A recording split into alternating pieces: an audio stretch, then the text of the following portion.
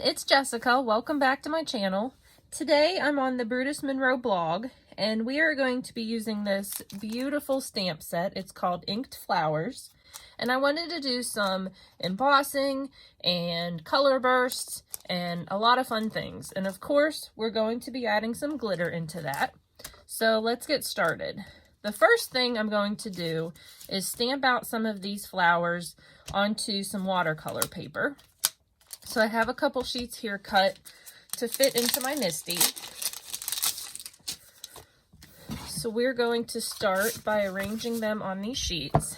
And what I'm going to do is stamp them in black ink first, and then I'm going to be cutting them out on my brother's Scan and Cut. So what I want to do is leave enough room around the edges because I always tape the paper down onto my mat, so I want to leave enough room to put some tape there.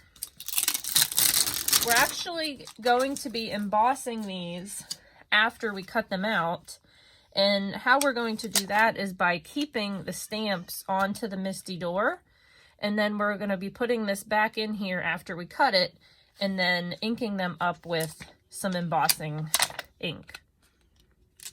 So I'm just going to start lining these up everywhere.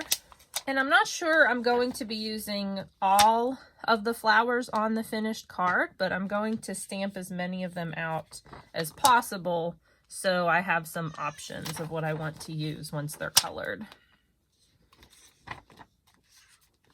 Hi, Stella. I don't know if you can hear my little kitty in the background, but she's saying hi. That's Stella. Okay. So this isn't all of the stamps, but this is about all I'm going to be able to fit onto here.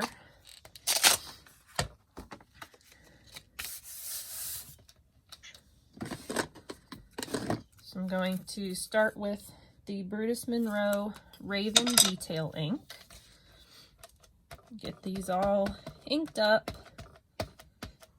And the reason I ink them first with black and then cut them out is because I don't like to put embossed images through my brother's Scan and Cut, because I don't think that it works very well with the oh, hi Stella. Well, there's a cat tail right onto my stamps. Excuse me. I don't think the scanning feature works very well when you have embossed images. I think because it reflects a little bit of light because it's shiny, and then it doesn't give you an accurate image, and I think it has a little hard time cutting them out. So I don't like to put embossed images through my Scan and Cut. I'm not sure if there are people out there who do it successfully. There probably are, but this is the way I do it. Okay. So like I said, we're leaving these stamps in there right now. I am going to clean them though, because when we come back, we're going to be using some embossing ink, and I don't want to get all this black all over my embossing pad. So I just sprayed with some of the Pumpkin Spice Brutus Monroe Squeaky Clean because it is my most favorite scent ever. And I'm so excited because they now have the holiday cookie scent out. I'm not sure if that's the exact right name, but I'm going to be ordering that soon because that sounds like it will smell delicious also. So I'm going to go ahead and cut this out on my Scan and Cut, and I'll be right back. Okay, so we have our images cut.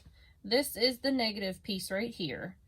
And what I do now is take some of the purple tape, and I just put it on the back side so some of that adhesive is showing through when I put it down, because I want the little die cuts when I put them back in here to stay in here, because after we stamp them, we need to emboss them. So we're going to be taking them to our heat tool and emboss them, and I don't want them falling out all over the place.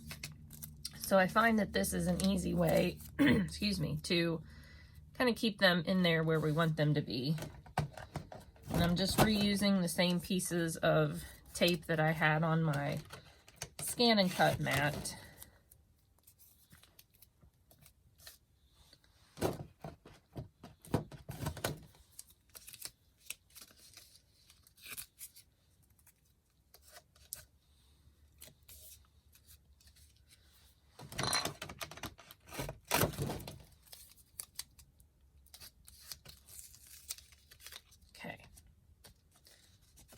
So we're going to go ahead and put this back in our MISTI down in the corner where we had it the first time so we can make sure everything lines up properly.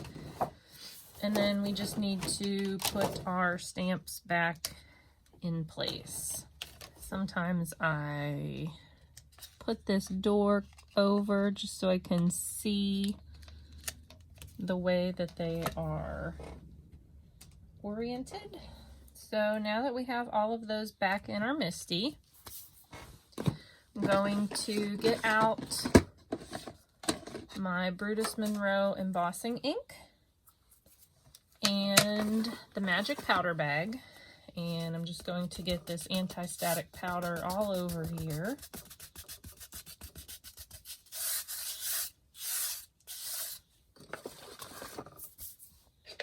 And sometimes I will use my little Nuvo surface sweep just to get some of that extra powder off if I get a lot everywhere. And now just going to ink up the stamps now with the embossing ink so we can get these flowers embossed.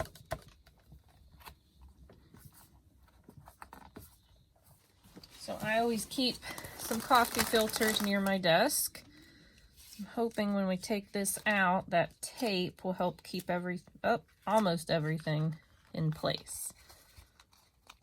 So I am using the Brutus Monroe Icicle embossing powder. This is an ultrafine clear powder.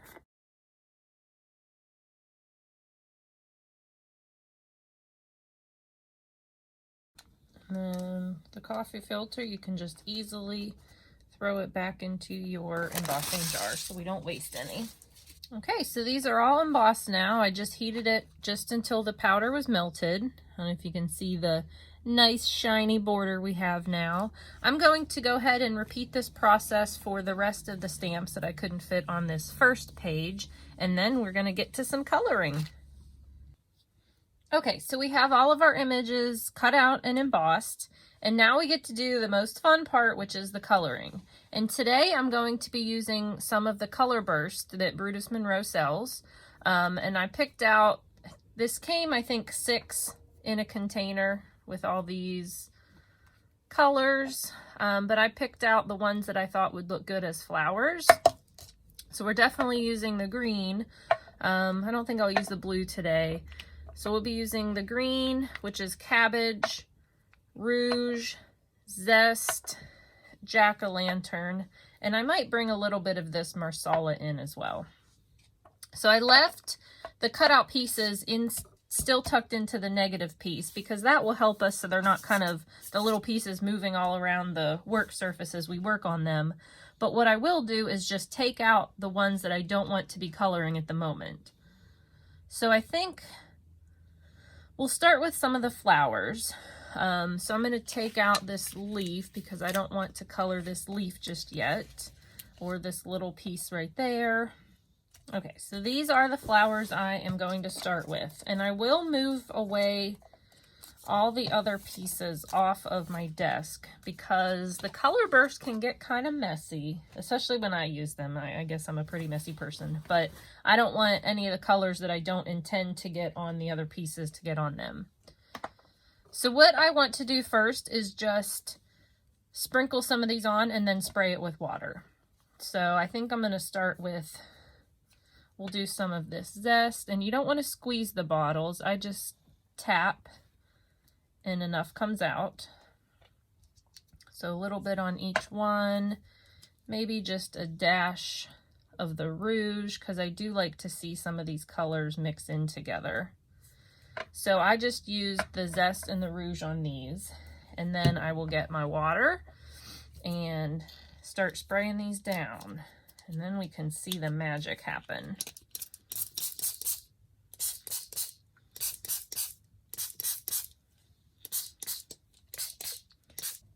think I'm going to come in with a little bit more of the yellow to make sure we get enough pigment on there.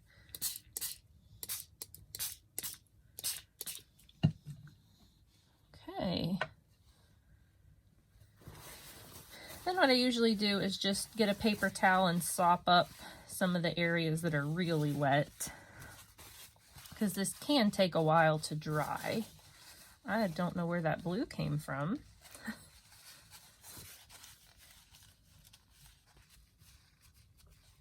And sometimes I'll just get kind of a corner of the paper towel and just put it just lightly into some of these puddles, and it wicks away a lot of the extra water.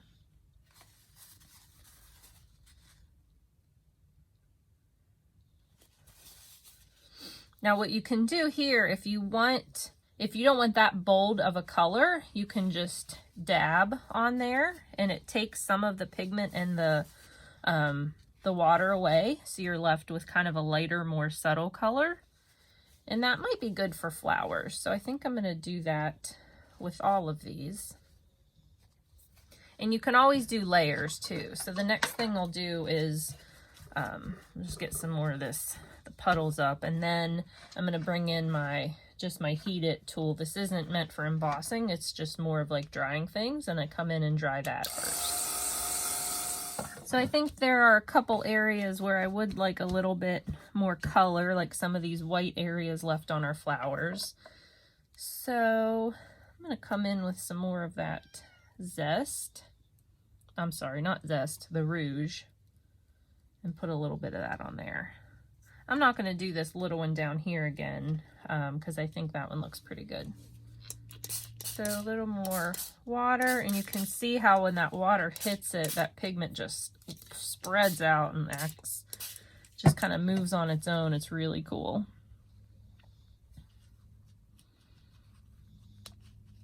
Let that sit for a minute so some of that pigment does kind of set into the paper, so we're not taking it all away. I really like this dark color over here. I'll come in and dry that a little bit. Okay, well, I really like the way those turned out, so I'm just going to take these out and move them off to the side. I think we'll move on to our next flowers. So I think on these I'm going to use the jack-o'-lantern and the marsala. So I just repeated the process here that we did for the first flowers, sprinkled on some of the color burst and then sprayed it.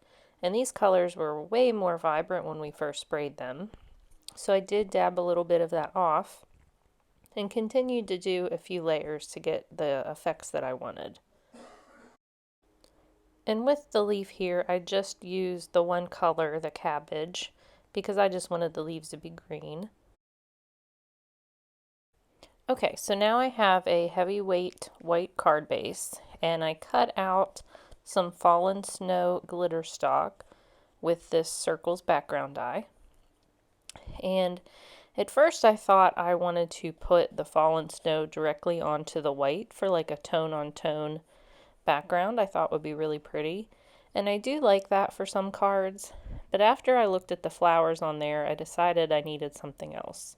So I'm using the phone book surface spray, and I'm just going to spray a little bit on there in a few different areas just to give it some color and some interest in the background. And I think that looks really cool behind the circles die. So we just need to let this dry before we move on. It doesn't take very long, and I always wipe the nozzle off before I put my surface sprays away. So now we have it dry, and I just used some spray adhesive on there and attached it. I think it's easiest to use spray adhesive when you have intricate dies like that. So all of our flowers are dry now, and I'm just looking through the stack of flowers to see which ones I want to use on the card. So I'm just starting to arrange them and kind of move them around a little bit and see which ones I want on there and how I want them placed. So I have a few on here now. I like some of the red toned flowers, and then I also wanted some of the yellow and orangish ones. This is how I want them placed. So I'm using some purple tape to kind of just group that together so they don't come apart, and I can start adhering them down onto my card. Once we have it all taped together, I can turn it over and start gluing down layer by layer. So I start with the ones that would be the bottom layer, and I'm just putting some liquid glue on there, on any of the pieces that when it's flipped over are the ones that you're seeing first. That would be the most bottom layer. And once you have all that glue applied, we can just flip it over and kind of arrange it, position it on there where we want it to be, and then start pressing those pieces down that we put the glue on.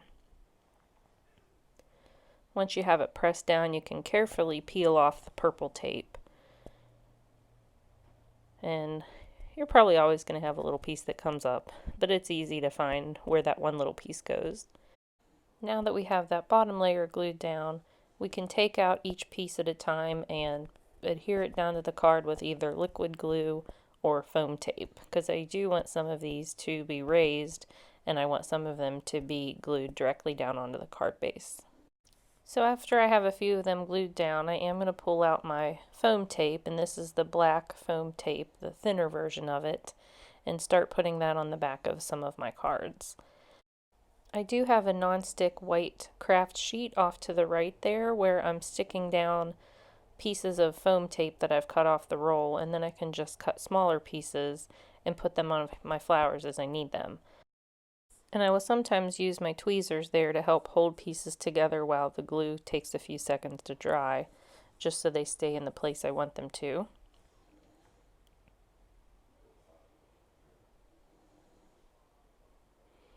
So there we have all the flowers arranged on our card. And the next thing we need to do is add our sentiment. For the sentiment, I heat embossed Happy Birthday from the Feathered Friends stamp set using the Brutus Monroe Alabaster embossing powder, and I just cut it down into a little sentiment strip and cut some banner edges on one side and tucked it there into the flowers. Thank you so much for joining me today. If you enjoyed this video, please be sure to give it a thumbs up and subscribe to my channel. See you next time. Bye!